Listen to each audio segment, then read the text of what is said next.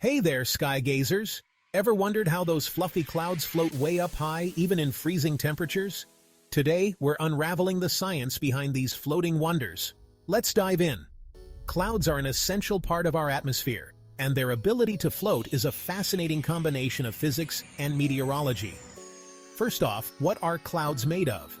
They're composed of tiny water droplets or ice crystals that form when warm, moist air rises and cools.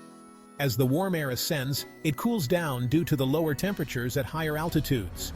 This cooling causes the water vapor in the air to condense into tiny droplets or ice crystals, forming clouds.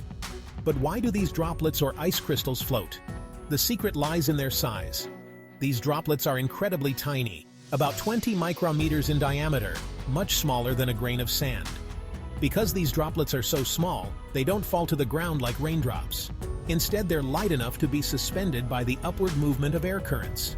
The atmosphere is always in motion, with air currents constantly moving up and down. These currents help keep the tiny water droplets and ice crystals aloft, creating the clouds we see. Even at high altitudes, where temperatures can be well below freezing, clouds can still form and float. The cold air helps the water droplets or ice crystals remain light enough to stay suspended. In summary, clouds float at high altitudes due to the tiny size of the water droplets or ice crystals and the constant movement of air currents. It's a beautiful dance of nature that keeps our skies decorated with these fluffy formations.